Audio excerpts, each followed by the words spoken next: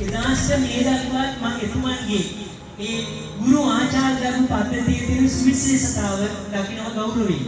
ඒ කියන්නේ ගුරුවරයෙක් හැටියට ගුරු උපදේශකවරයෙක් හැටියට අධ්‍යාපන අධ්‍යක්ෂකවරයෙක් හැටියට ගුරුවරුන්ගේ දැකපු අඩුපාඩු මම එතුමාගේ ගුරු ආචාර්ය පද්ධතිය දැක්කේ නැහැ. ඒ විතරක් නෙවෙයි ජෝතිෂයේ විදියට කරගෙන යනවා නම් කරනකොට කීටි ක්‍රම හරි අපූර්වට කියලා දුන්නා. මම සමුදය ආයතනයේ ජානක මල්ලිකාරච්චි මහතා තෝරගත්තේ එතුමාගේ ආයතනයේ තියෙන එතුමාගේ සුදුසුකම ගැන අහලා. කැලණි විශ්වවිද්‍යාලය කියන්නේ ලංකාවේ සුවිශේෂ විශ්වවිද්‍යාලයක්. ඒ තුනේ ඒකේ ජ්‍යොතිෂය අධ්‍යාපනය ලැබලා ඉන්ද්‍රතන අධ්‍යාපන ආයතනයේ උපදේශකවරින් කටයුතු කරන ලංකාවේ සුවිශේෂී පිළිගත් ආයතන අධ්‍යාපනය ලැබලා උගන්වන ගුරු උපදේශක වශයෙන් එතුමාගේ වටිනාකම දැක්කා.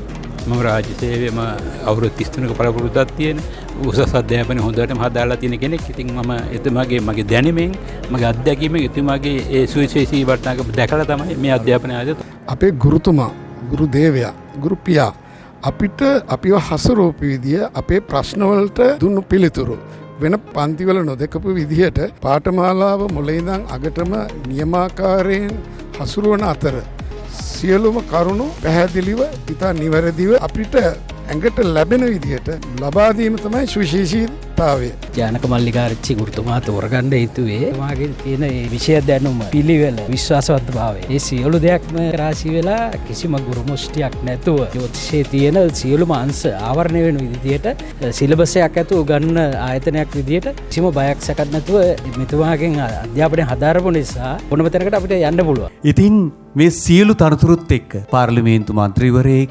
නීතිඥයෙක්, විනිශ්චයකාරවරයෙක්, මහාභාරකාරවරයෙක්, ආණ්ඩුකාරවරයෙක්, තානාපතිවරයෙක් ඒ සේරමත් එක්ක මම ඉතාමත්ම ගෞරවයෙන් සිහිපත් කරනවා හැම දෙයකටම වඩා ජානක මල්ලිකාරච්චි ගුරුතුමන්ගේ ගෝලයෙක් කියලා කියන්න මම ආඩම්බර වෙනවා.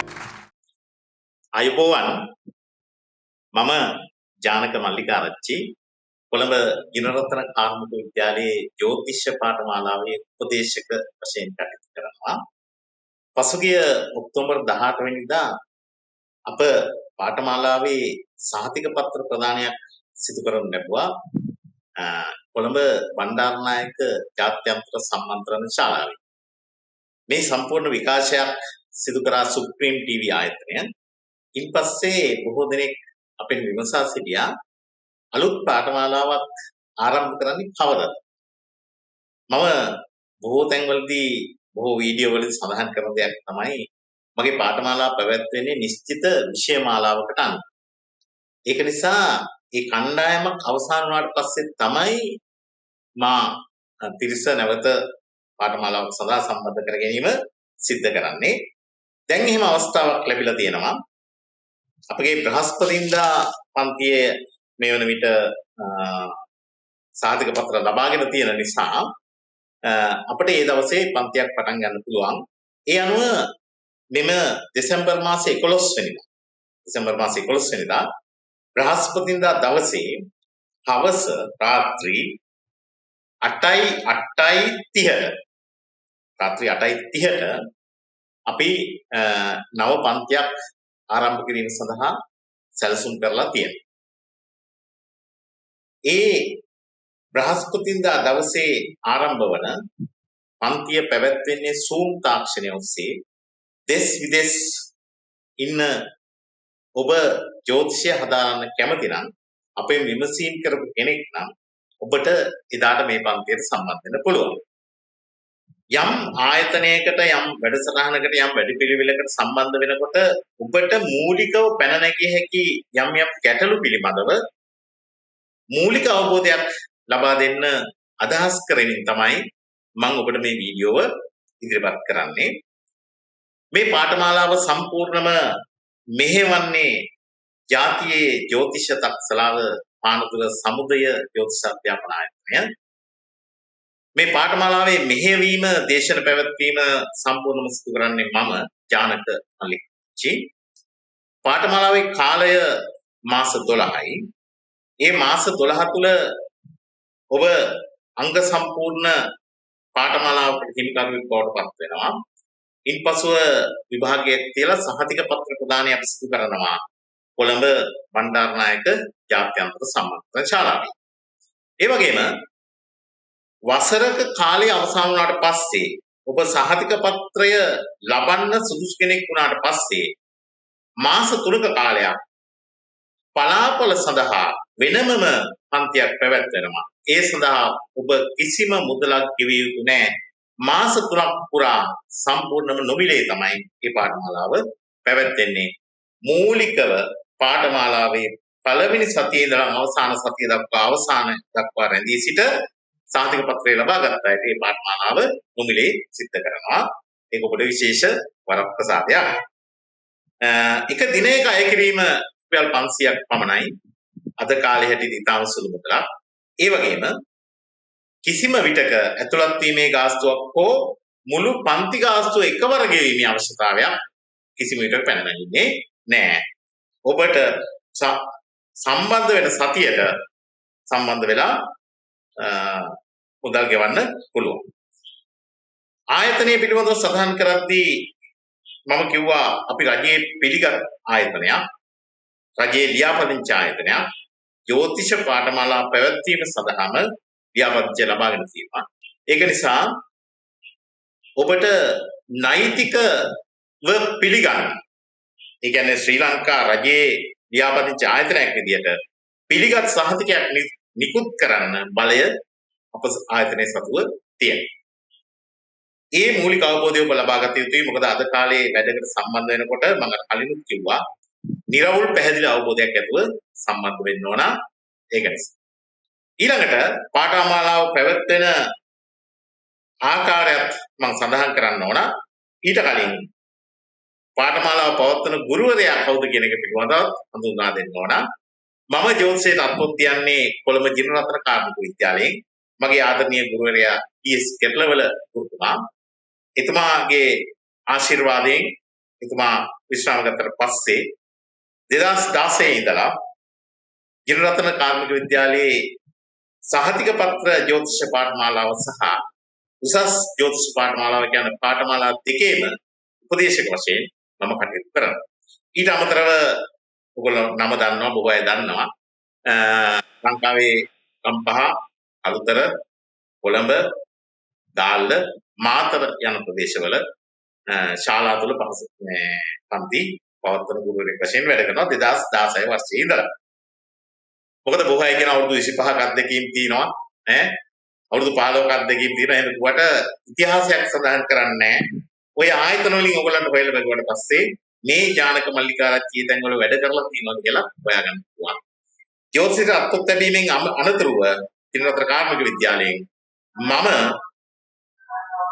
කැලණිය විශ්වවිද්‍යාලයේ ජ්‍යොතිෂ පාඨමාලාවට සම්බන්ධ වෙලා ඒ පාඨමාලාවත් අදාරලා උපදේශක වශයෙන් දැන් කටයුතු කරා. මේ ගුරුවරයා ගැන ඔයගොල්ලෝ නිර්වුල් අවබෝධයක් ලබා ගන්න ඕන.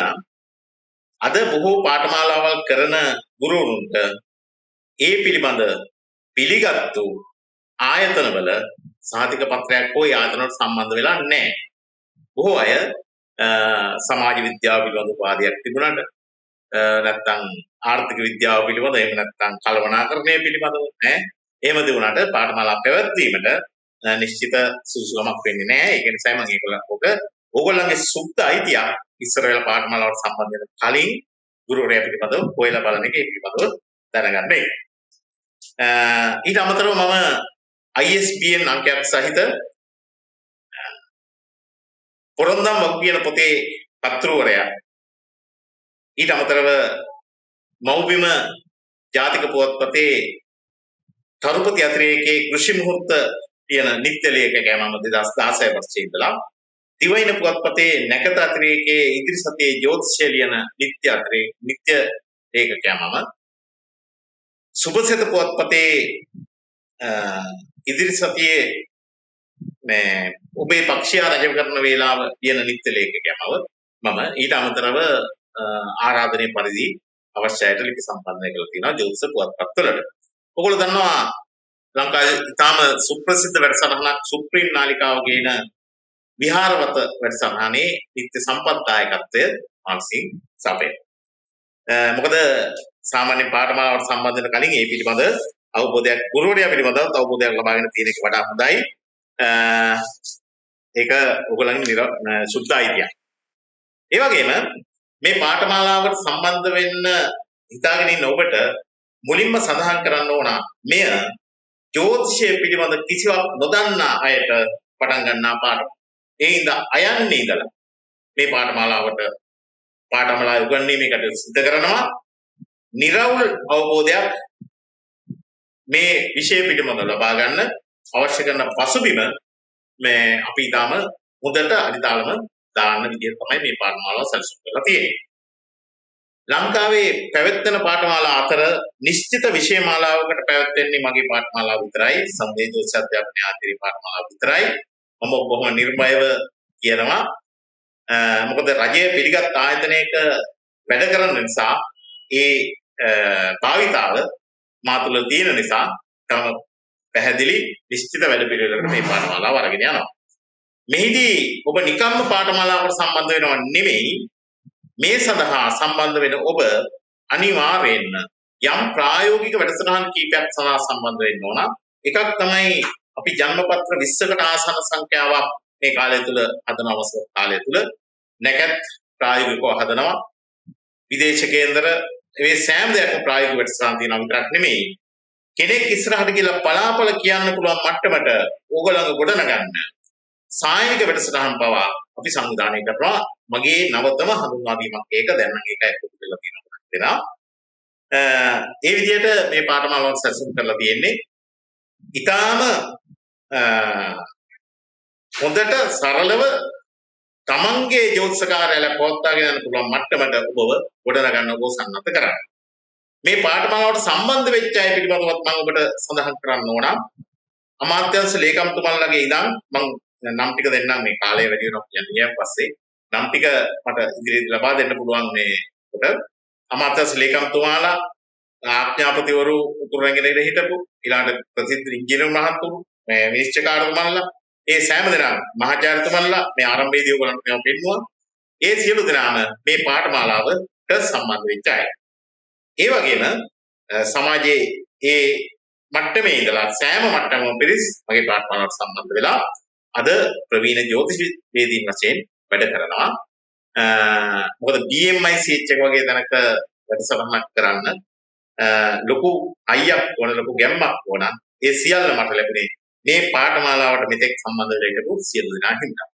ඔබ ජ්‍යොතිෂය හදාරනවා නම් ඔබට අංක 1 පාඨමාලාවක් වශයෙන් මේ පාඨමාලාවට සම්බන්ධ වෙලා ඔබගේ සිහිනය සැබෑ කරගන්න පුළුවන් ජාතියේ ජ්‍යොතිෂ තක්සලාව පානදුර සමුදය ජ්‍යොතිෂ අධ්‍යාපන ආයතනය හරහා මම ඊටම ගෞරවයෙන් ආරාධනා කරනවා දේශ විදේශ සියලු දෙනාට මේ පාඨමාලාවට සම්බන්ධ වෙන්න. දෙසැම්බර් මාසයේ 11 වෙනි බ්‍රහස්පතින්දා රාත්‍රී 8:30ට මේ පාඨමාලාවේ පළමු දේශනය නොමිලේ පැවැත්වෙනවා. ඉදාට සම්බන්ධ වෙලා බලන්න. මේ වැඩපිළිවෙල තුල ඔබට රැඳෙන්න පුළුවන් නම් ඔබට හොඳ ජ්‍යොතිෂවේදියෙක් වශයෙන් සමාජයට එළියට යන්න පුළුවන්. එනම් සියලු දෙනාටම තෙරුවන්